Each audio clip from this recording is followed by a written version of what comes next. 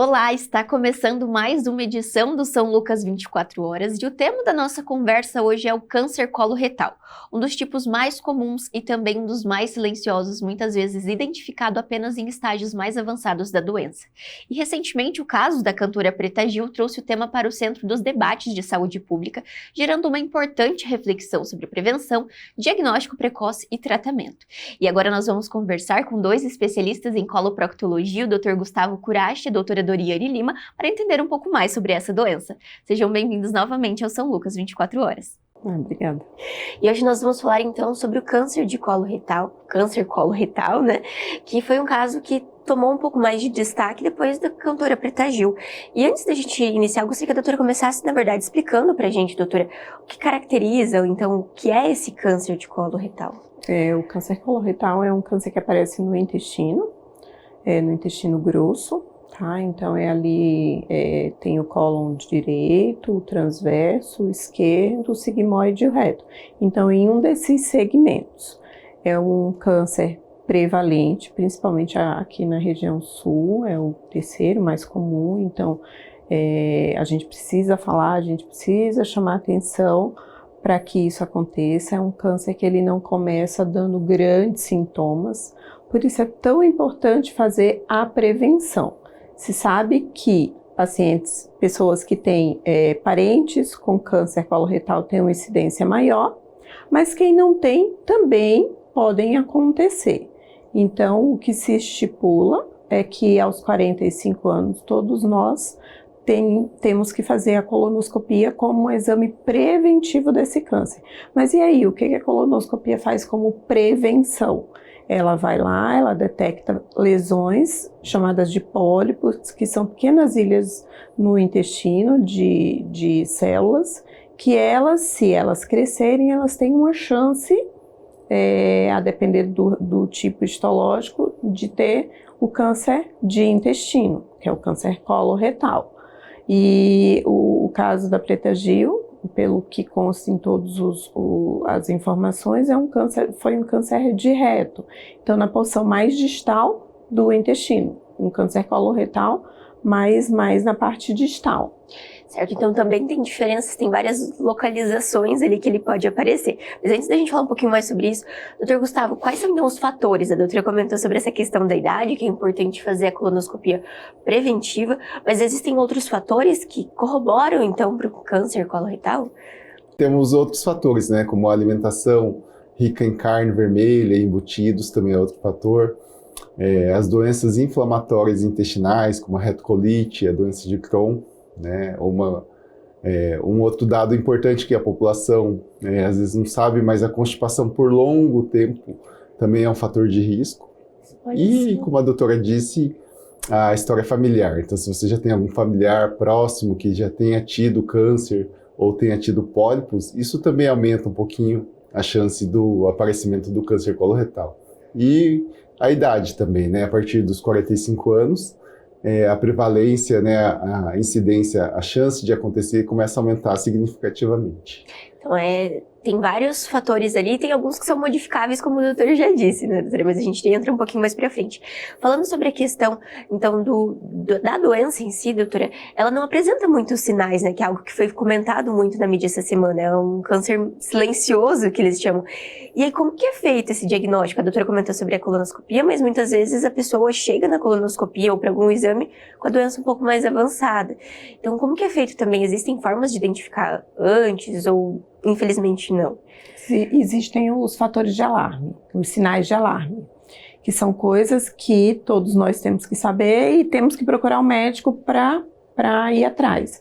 Um deles é a alteração do hábito intestinal. Então, se o meu intestino era muito preso e do nada ele ficou muito solto, ou ele, ao contrário, ele era normal, um pouco mais solto e do nada também ficou muito preso, são sinais de alarme. Um outro sinal de alarme muito importante é saída de sangue nas fezes, saída de catarro nas fezes também, e muita dor e distensão abdominal. Então, são sinais de alarme que podem estar relacionados, sim, ao câncer de intestino. Uma outra coisa também é chamada de tenesmo. O que é?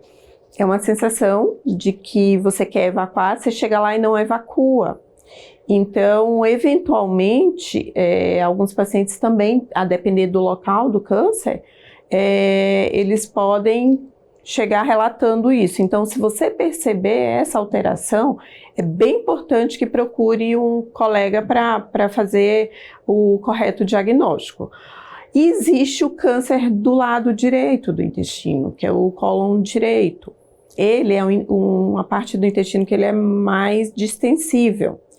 Então, para dar o diagnóstico, para dar um sintoma, ele demora um pouco mais até. Então, alguns pacientes que têm uma anemia crônica, que têm sangue oculto positivo nas fezes, então, também são sinais de que a gente pode estar desenvolvendo algum tipo de câncer ali no intestino. Essas alterações não são normais, é importante avaliar. Como a doutora disse, é melhor fazer essa avaliação e descartar qualquer possibilidade do que depois demorar muito, né? E acaba que culturalmente a gente tem um receio, né? Não vou procurar, não quero saber, mas é algo que a gente precisa falar e precisa investigar, como a doutora disse. Claro, né? que a idade, a ideia de acima de 45 anos fazer a colonoscopia preventiva, mas se um desses sintomas aparecer antes, o paciente ele tem que ser procurado. Recentemente a gente teve vários casos, né, de pacientes mais jovens, 35, 36, 37 anos, com câncer coloretal. Então, se por acaso você tiver algum desses sintomas, é importante procurar o auxílio médico, sim. Isso é. E falando sobre essa questão, a doutora comentou sobre as localizações ali, mas tem também a questão dos estágios da doença, né, doutor? E diferencia também a questão dos tratamentos. Como que vocês fazem essa identificação dos estágios também da doença? O estágio da doença é muito importante. Quanto mais cedo a gente fizer o diagnóstico, menor é o estágio, melhor o prognóstico, melhor a recuperação, mais chance de vida, menos chance de sequelas. Então, quanto mais precoce a gente conseguir fazer o diagnóstico, o tratamento vai ser até mais conservador e o resultado vai ser melhor. Então, como a doutora disse, a prevenção é muito importante, porque muito antes dos sintomas aparecerem no paciente, e a gente descobriu um câncer pequeno, inicial, sem ter espalhado para outras regiões, a gente consegue fazer cirurgias menos invasivas, a gente consegue fazer tratamentos talvez sem quimioterapia, sem radioterapia. Isso se torna para o paciente melhor, né, uma recuperação melhor, mas também menos chance de você ter complicações, de ter metástases, de ter lesões em outros órgãos, que dificulta muito mais o tratamento, né? Então, os estadios são muito importantes, a gente faz isso logo que a gente faz o diagnóstico, a gente começa a pesquisar em qual fase que está, porque cada fase a gente mais ou menos personaliza a forma do tratamento que a gente vai seguir. E, doutor, quais seriam as formas de tratamento? Hoje o doutor pode falar um pouquinho, a doutora quiser complementar.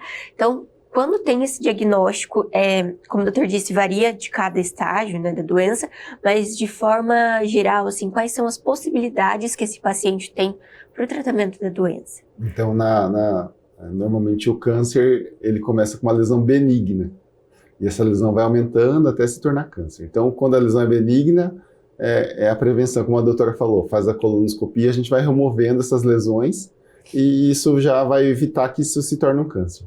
Quando o câncer ainda está bem no comecinho, que a gente fala que é um câncer in situ, que é bem pequenininho, a gente consegue ainda fazer uma pequena cirurgia por colonoscopia, que não precisa cortar o paciente, a gente faz uma cirurgia endoscópica, que chama. Então, é uma cirurgia minimamente invasiva, o paciente nem precisa ficar internado, a gente consegue remover a lesão sem precisar de uma cirurgia. A partir daí, normalmente o tratamento já se torna cirúrgico. A gente precisa ir lá e remover um pedaço do intestino com uma margem, né, de segurança, para que a gente já elimine o câncer e evite a recidiva, que é o retorno das lesões. E no final, e nos estágios finais, né, no estágio 3, estágio 4, normalmente, quando a lesão já é maior, já está passando do intestino para fora do intestino, ou já se espalhou por outros órgãos via corrente sanguínea ou via linfática, aí nesses casos o paciente muitas vezes precisa de quimioterapia e dependendo do lugar, a radioterapia também. Então, não são todos os casos que vai ser necessário a quimioterapia, doutor? Não necessariamente, porque acho que quando se fala de câncer tem muito essa dúvida também, né? Precisa fazer ou não precisa? Vai depender do estágio da doença e do tipo também do câncer, isso? Isso. Então, quanto mais inicial, quando você sentiu os sintomas, qualquer um desses sintomas de alarme, ou mesmo se tiver histórico familiar, ou chegou aos 45 anos, procura uma avaliação, porque isso faz com que, como o doutor Gustavo falou, melhore muito o tratamento. Doutora, falando sobre o caso da Preta Gil, então ela ficou em tratamento ela descobriu no começo de 2023, fez o tratamento ao longo do ano, infelizmente veio a falecer agora, né, na metade de 2025, por conta de uma metástase, doutora. O que seria isso? A gente sabe que é quando ela acaba ultrapassando ali, mas por que isso acontece também? O que geralmente acontece e são todos... Outra coisa, né? Que eu acho que já gera aquele desconforto. Meu Deus, todos os casos vão ter isso ou não? Vamos esclarecer essa dúvida também. Depende muito do tipo do câncer. Então, existem vários subtipos, é o adenocarcinoma, mas existem vários subtipos. E também depende muito do grau de infiltração. Então, quanto mais inicial, menos tem a chance de ter mandado uma célulazinha de câncer para o sangue ou para a linfa, né, que são os linfonodos. Então, quanto mais inicial, quanto mais diferenciado é o tumor, menor a chance. No entanto, existem os outros casos onde são tumores mais indiferenciados, que são aqueles mais agressivos, e que eles, quando se comportam dessa forma, eles jogam mais célulazinhas para o sangue, mais para os linfonodos, e aí o paciente ele tem uma chance maior de desenvolver as metástases. O que são metástases? São extensões do tumor, são essas célulazinhas do tumor em algum outro órgão, seja na cavidade peritoneal mesmo, onde está relacionado o intestino, ou algumas vezes pode ir para pulmão, para ossos, né, para cérebro. Tudo isso depende do estágio e do subtipo. Quanto mais diferenciado, melhor é o câncer, quanto mais indiferenciado, pior é o câncer, tá? Entendi, então também tem essas diferenças. Doutor, falando sobre a colonoscopia, esse é um exame que muitas vezes as pessoas têm ainda um certo receio de falar e de fazer esse exame, né, doutor? Mas ele é de extrema importância, como a gente falou em toda a nossa conversa, e hoje em dia também tem muito, antes existiam muito mais receios sobre isso, mas é um exame muito seguro também, né, doutor? Tanto seguro quanto não tem mais toda aquela questão de... A privacidade do paciente também é muito preservada, certo? Hoje em dia a colonoscopia se tornou um exame fundamental e com o passar dos anos ele também ganhou tecnologia, vamos dizer assim, né? Então os aparelhos se tornaram muito mais flexíveis, com mais tecnologia de uma boa imagem, visualização, isso se tornou o exame seguro. Para acompanhar isso também nós temos... os anestesistas, né, que fazem com que o paciente tenha conforto, ele não tenha dor, não tenha desconforto, não tenha vergonha, porque ele vai dormir durante o exame. E as equipes também que compõem o exame, que a enfermagem, a farmácia também nos contribuiu com essa privacidade, né, no qual o paciente ele vai ter todo o respeito, ele vai ter uma roupinha adequada para não se sujar, alguma coisa nesse sentido, vai ter as orientações de preparação. Então, esse acolhimento da colonoscopia, cada dia a gente tem aprimorado, fazendo com que esse exame seja mais confortável, seja menos vergonhoso, vamos dizer assim. E esse tabu de fazer o exame, cada dia por terra, tem caído mais, né? E é importante que realmente cesse, né? Porque hoje, né, com esse caso da Preta Gil, se tornou ainda mais importante, trouxe novamente para o centro dos debates essa questão da doença, então reforça novamente que às vezes a gente precisa enfrentar essa vergonha, mas precisa fazer esse exame, né, doutora? E falando um pouquinho sobre a questão do pós, então esse paciente fez o tratamento inicial, como que ele segue acompanhando, ou então lá no pólipo ainda, quando vocês identificaram que tem, fez a retirada, qual que é o processo, então? Ele precisa acompanhar, como que funciona? Se o pólipo é benigno, e ele tem que ser repetido. Então, do mesmo jeito que ela apareceu em um lugar, podem aparecer em alguns outros locais. Na hora da colonoscopia, esse é retirado, mas isso não quer dizer que não apareçam outros. Então, a depender do resultado da biópsia, o intervalo da colonoscopia, ele varia ali de 1, 2 anos até 3 anos para refazer. A colonoscopia sem o pólipo, então ela tem um intervalo de a cada 5 anos, se o paciente ele não tem histórico familiar, tá? E o acompanhamento para quem teve esse câncer e ele está numa fase onde ele está sem tratamento nenhum, no primeiro ano é a cada 3 meses, a necessidade de ser avaliado, depois a cada 6, depois a cada ano e ao fim de 5 anos ele recebe alta. Então já tem é importante também continuar essa supervisão ali de que tá tudo bem, Sim. né, doutores? Uhum. E falando sobre a questão, a doutora comentou sobre essa questão do tempo, então é algo que varia muito do tratamento, mas de modo geral, esse paciente, quando recebe o diagnóstico, doutor, ele já começa imediatamente esse tratamento, já é feito, no caso da cirurgia, né? Precisa de preparo para uma cirurgia de intestino ou não? Normalmente assim, a sequência, o paciente fez o diagnóstico através da colonoscopia, a gente coleta biópsias, justamente para ver o subtipo que é a lesão, né? Então, através da biópsia, a gente confirma se é um câncer mais invasivo ou não. O segundo passo é o estadiamento, é aquilo que a gente comentou. A gente vai fazer alguns exames para avaliar a extensão da lesão, se a lesão está localizada ou se ela tem espalhado por outros órgãos, porque isso também muda a conduta. Feito esse estadiamento, né?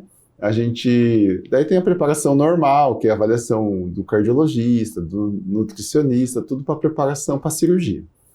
Feita a cirurgia, aí essa pecinha que foi removida, a gente manda de novo para análise, porque daí a gente vai ter uma peça mais completa.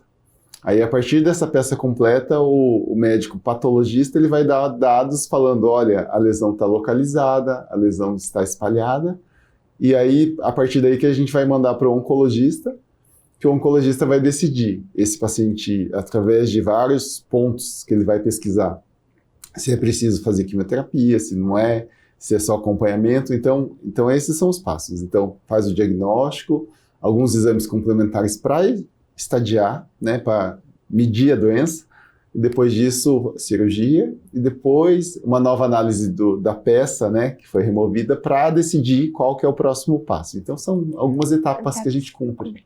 E o trabalho, então, é conjunto também com a oncologia, no caso, doutor? Então, os doutores atuam juntos, nesse caso do tratamento, isso? Isso, normalmente tem um tumor board, que chama, né, que é um acompanhamento desde o início. Quando faz o diagnóstico, muitas vezes a gente já contata o oncologista para ver se ele tem algum detalhe, que ele quer que peça existem alguns marcadores especiais que a gente já faz, tudo para saber o prognóstico e qual que é a melhor conduta. Tem alguns casos especificamente, por exemplo, no tumor de reto, que antes de fazer a cirurgia, ele vai para o oncologista e faz a quimio e radioterapia. Primeiro lugar, porque a gente consegue reduzir a lesão, em alguns casos a lesão até some, e a gente não precisa nem fazer cirurgia. Ah, que bacana. Então, dependendo da localização e da etapa que está o câncer, a gente já começa a trabalhar já desde o diagnóstico. É um trabalho em conjunto, um verdadeiro trabalho em conjunto.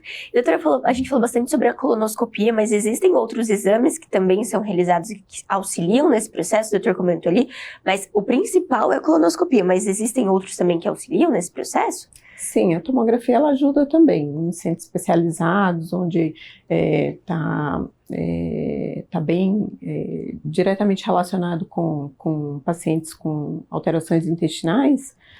A tomografia ela vem ajudar bastante. Não é puxando brasa aqui para nossa sardinha, mas a equipe daqui da tomografia ela trabalha diretamente com a gente, né, Gustavo? Ela é muito atuante, eles estudam muito. Então, eu me sinto muito segura em indicar uma tomografia também. Eventualmente, o paciente ele não consegue fazer logo de cara a colonoscopia, está com muito sintoma, a gente está com receio de que esse tumor possa estar obstruindo, a tomografia ela vem a super ajudar a gente. Bacana, ela já ajuda a localizar onde que está o tumor também. Doutora, tem a questão de tamanho do tumor? Isso acontece no câncer de intestino também? Então, ele vai crescendo, assim como em outros tipos de câncer? Sim, ele começa pequenininho, mais superficial, e ele vai aprofundando e ele vai espalhando. E aí ele vai aumentando. Diferente ele não expande para fora, ele vai tomando conta da parede. Aprofundando a parede do intestino. Olha só, também tem diferença nesse tipo de... E por isso que acaba que muitas vezes precisam tirar uma parte maior por conta dessa abrangência do tumor. O doutor Gustavo falou que a gente tem que tirar uma margem de segurança. Um pouquinho a mais, isso. Tem que tirar uma margem de segurança boa, porque existem as microcélulazinhas que elas podem entrar ali nos vasos, então por segurança tem que tirar uma parte maior. Não é só tirar o câncerzinho ali, tá? Então tem que tirar uma parte maior mesmo para segurança. E doutor, falando sobre a questão, a gente falou bastante sobre a importância da prevenção, então a gente falou sobre a questão do exame, mas existem outras formas e até mesmo para que a gente acalme o coração de quem está assistindo sobre isso, mas que reforce novamente a importância do diagnóstico, a importância de uma vida saudável, digamos assim. O doutor pode começar e a doutora pode complementar, que a gente estava conversando um pouquinho antes, que é muito cultural também, né, doutora? A doutora pode falar um pouquinho pra gente.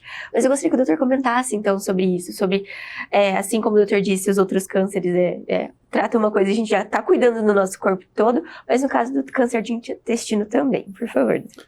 O câncer de intestino, ele, como a gente falou no comecinho, dos fatores de risco, ele tem vários pontos modificáveis, como você mesmo disse, né? Então, se a gente cuidar da nossa saúde, principalmente da alimentação, evitar a obesidade, evitar o sedentarismo, a gente já contribui bastante para que esse gene que a gente possa ter não seja ativado e se torne um câncer. Então, a importância da gente cuidar realmente dos nossos hábitos, né, saudáveis, isso faz total diferença. Hoje em dia a gente sabe que o mundo está muito corrido, a gente trabalha bastante, tudo, mas um tempinho que você retira para fazer um exercício físico, para você fazer uma caminhada, para você fazer uma musculação, e também escolha de alimentos mais saudáveis faz toda a diferença, né? Hoje a gente sabe que o que está na nossa mão, a gente poder modificar, isso vai fazer uma diferença importante. E lembrar que a partir dos 40 anos, 45 anos,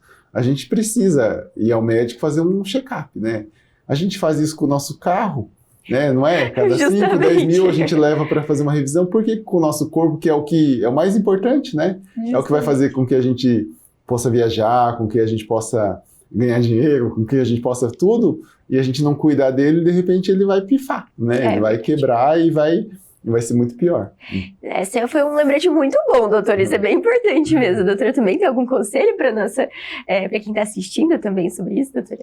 E associado a tudo isso que foi falado, só cuidar da saúde mental também, né? Que é um dos fatores modificáveis também. Então, ansiedade, depressão, insônia, tudo isso, ele gera muitas alterações inflamatórias no nosso corpo. Então, também é totalmente modificável e tá nas nossas mãos, e a gente consegue melhorar tudo isso, que é uma das coisas que pode nos ajudar a diminuir a incidência. Lembra que a doutora comentou na nossa outra conversa sobre a questão do intestino ser um reflexo do nosso cérebro também? Então, nesse caso das doenças, dos tratamentos psiquiátricos também, então está relacionado à forma com que o nosso corpo absorve esse estresse todo, né, doutora? Então impacta muitas vezes, a gente nem pensa, né? Acha que está sentindo só os sintomas visíveis, mas está impactando todo o restante também, né? Sim. Então é isso, eu gostaria de agradecer a presença novamente dos doutores. É muito importante a gente falar sobre esse assunto e levar mais informação e destacar sempre que possível para a nossa população. Então, doutora Doriane, muito obrigada, doutor Gustavo também. E a gente que agradece. E o São Lucas 24 horas de hoje fica por aqui, mas não deixe de acompanhar as redes sociais através do @FH São Lucas Cascavel para ficar por dentro de todas as novidades. E até o próximo!